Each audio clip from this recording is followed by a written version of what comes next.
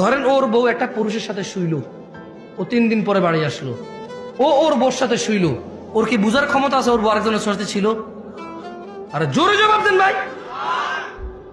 যেই পুরুষ তার বউ যদি আরেকজনের সাথে শোয়, এরপরে সে যদি ওই স্ত্রীর কাছে যায়, যেই পুরুষের এতটুকু ক্ষমতা নাই বুঝার যে এই অন্য কারোর সাথে ছিল, ওই পুরুষ যদি দেখে আরেকজনের সাথে শুইছে, ও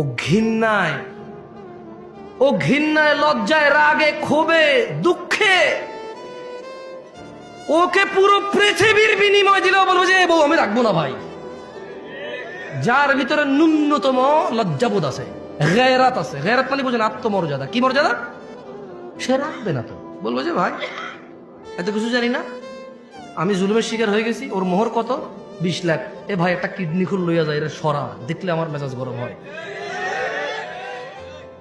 আল্লাহ এরকম বলবে, যার ভিতরে ন্যূনতম আত্মমর্যাদা আছে সে বলবো যে 20 লাখ তো নাই, কিডনি একটা নিয়ে যা, 2 কিডনি লাগে না, 1 কিডনি বাঁচা যায়, ওর নিয়ে বাঁচা যাবে না ভাই, কিডনি ছাড়া বাঁচা যাবে গ্যারান্টি আছে, ওর সাথে বাঁচবো না।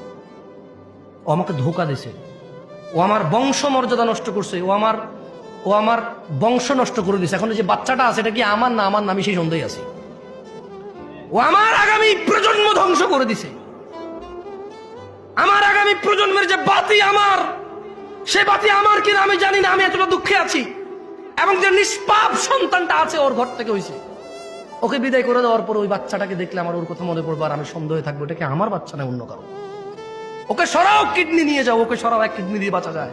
ও আমার আগামী প্রজন্ম ধ্বংস করে দিছে, ও আমার বংশের বাতি শেষ করে দিছে, ওকে সরাও। সেই জায়গায় শিরিক আল্লাহ কিভাবে মাফ করবে? অথচ তিনি জানে ওয়াহুয়া খালাকাক, তিনি তোমাকে সৃষ্টি করেছে কোথায় থেকে? এক বিন্দু তুচ্ছ পানি থেকে, যেটা তোমার বাপের পাজরের হাড়ে ছিল, এই পিছনের হাড়ে ছিল, যে পানিটা ধাক্কা দিয়ে যে পানিটা বের হয়, যে পানিটা যে কারো হাতে লাগলে গোসল করতে হয়, এভাবে ঘিন ঘিন করে টিস্যু দিয়ে মুছে ফেলবে, এমন তুচ্ছ পানি হতে তোমাকে সৃষ্টি করছে। তুমি তো মনে করো তুমি জোয়ান, তোমার বাপ জোয়ান ছিল না, তুমি মনে করো তুমি জোয়ান থেকেই যাবা ছোট ভাই আমার, তুমি আর বৃদ্ধ হবা না। খবরদার।